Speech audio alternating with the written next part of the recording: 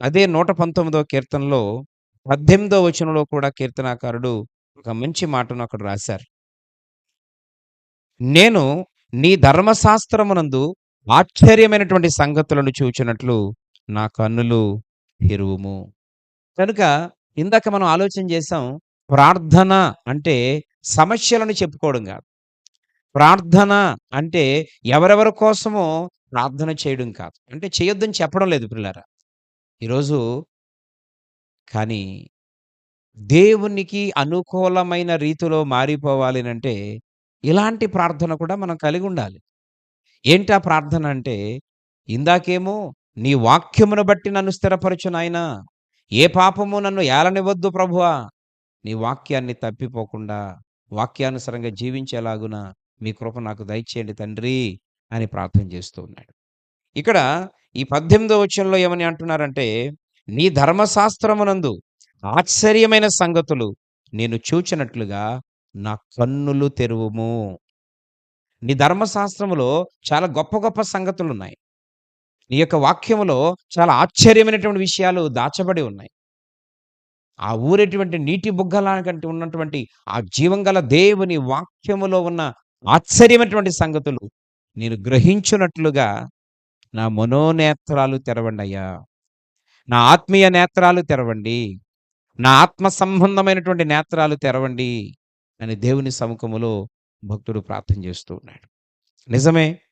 ఈరోజు ప్రియటువంటి స్నేహితులారా, మన జీవితంలో ఆశ్చర్యమైన కార్యాలు జరగాలి అనంటే, ఆశ్చర్యమైనటువంటి అద్భుతాలు చూడాలి అనంటే, ఆశ్చర్యమైనటువంటి సంగతులను కనపరిచేటువంటి జీవం గల దేవుని వాక్యముతో మనం సహవాసం చేయాలి. ఆ వాక్యము మన గుండెల నిండా, మన హృదయం నిండా, మన బ్రతుకు నిండా దేవుని వాక్యము చేత మనము నిండిపోతే మన జీవితంలో కూడా ఆశ్చర్యమైన కార్యాలు జరుగుతాయి. ఆశ్చర్యమైన సంగతులు మనం చూస్తాం. ఆశ్చర్యమైనటువంటి అనుభవాలను మనము సొంతం చేసుకుంటాం. ఈరోజు బైబిల్‌లో కొన్ని విషయాలు వింటున్నప్పుడు మనం ఆశ్చర్యపోతున్న సందర్భాలున్నాయి. పిల్లరా, కన్యమరియే గర్భాన పరిశుద్ధాత్మ వలన కుమారుడు పుట్టాడు. ఆయన లోకరక్షకుడు.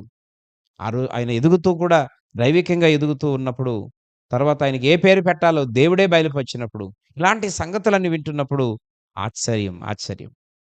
ఆయనను చంపేసిన, సమాధి చేసిన, ఆయన తిరిగి లేచిపోవడం ఆశ్చర్యం.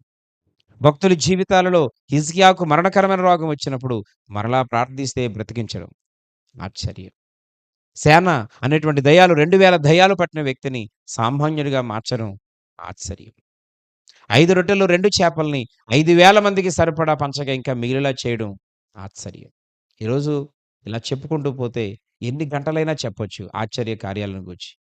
ఆదికాండం నుండి ప్రకటన గ్రంథం వరకు వ్రాయబడినటువంటి 66 పుస్తకాలలో ఏ వచన భాగాన్ని మనం పరిశీలన చేసినా దేవుడు చేసిన ఆశ్చర్యమే కనబడుద్ది. ప్రభువారు చేసిన అద్భుతాలే కనబడతాయి. ఈరోజు ఇన్ని ఆశ్చర్యమైన సంగతులు పరిశుద్ధ గ్రంథమైన జీవ గ్రంథంలో పెట్టుకొని ఈరోజు దాన్ని ధ్యానం చేయలేకపోతున్నామంటే, వాక్యాన్ని చదవలేకపోతున్నామంటే, వాక్యాన్ని శ్రద్ధగా దేవుని సన్నిధికి వెళ్ళి వినలేకపోతున్నామంటే, ఒకవేళ వినినా దాన్ని హృదయంలో తీసుకొని పశ్చాత్తాపపడి సరిచేసుకొని దైవ చిత్తానుసారంగా ఈరోజు నడవలేకపోతూ ఉన్నాం. కనుక ప్రియమైనటువంటి స్నేహితులారా, ఈ సందర్భంగా దేవుడు చాలా స్పష్టంగా తెలియజేస్తూ ఉన్నాడు. ఆశ్చర్యమైన కార్యాలు జరగాలన్నా, ఆశ్చర్యమైన సంగతులు నీవు చూడాలన్నా, ఆశ్చర్యమైన అద్భుతాలు మన జీవితంలో మనము సొంతం చేసుకోవాలన్నా, ఈరోజు ప్రభువు చెప్తున్న మాట, ఈ యొక్క ఆశ్చర్యమైన సంగతులు చూచినట్లు నా కన్నులు తెరువు, నా మనోనేత్రాలు తెరువు, నా ఆత్మీయ నేత్రాలు తెరువు. నీ కొరకు బాధ్యత కలిగి, రోషం కలిగి బ్రతికేటువంటి మంచి బ్రతుకును నాకు దయచే తండ్రి అని దేవుని సముఖములో దావీదు ప్రార్థన చేసినట్లుగా నేటి దినం నా ప్రియమైన స్నేహితులారా, మనము కూడా ఇలాంటి ప్రార్థన చేసేవారిగా మనము ఉండాలి. కనుక అవసరాలను పొందుకునేటువంటి ప్రార్థన ఈరోజు మంచిదే గాని, ఆత్మీయంగా మనం బలపడితే కార్యాలు పొందడం చాలా తేలిక. దేవుని యొద్ద నుంచి సమాధానం పొందడం చాలా తేలిక. కనుక మన సమస్యలు, మన పరిస్థితులన్నీ కూడా దేవునికి చాలా తొందరగా వెళ్ళి అద్భుతమైన కార్యాలు జరగాలనంటే, దేవునికి మనము ఇష్టలుగా, అనుకూలంగా, దైవ చిత్తానుసారంగా, వాక్యానుసారంగా మనము జీవించే వారిగా ఉండాలని ప్రభువు తెలియజేస్తూ ఉన్నాడు. ఎందుకని అంటున్నాడు, ఆ జీవాహారము నేనే, నేనే. ఈరోజు ఆ శ్రేష్టమైనటువంటి వాక్యము మీ కొరకు దాచబడింది. మీ కొరకు ప్రత్యేకించబడింది. ఈరోజు ఆ వాక్యమైనటువంటి దేవుడిని, దేవుడై ఉన్నటువంటి వాక్యమును ఈరోజు మనం నిర్లక్ష్యం చేస్తూ నిజంగా ఆశ్చర్యమైన సంగతులను చూడలేకపోతున్నామేమో. అద్భుతాలను అనుభవించలేకపోతున్నామేమో. ఈ సందర్భంగా ఒక చక్కని తీర్మానం తీసుకొని ప్రార్థించాల్సిన అవసరత ఉందని చాలా స్పష్టంగా ప్రభువు తెలియచేస్తూ ఉన్నాడు.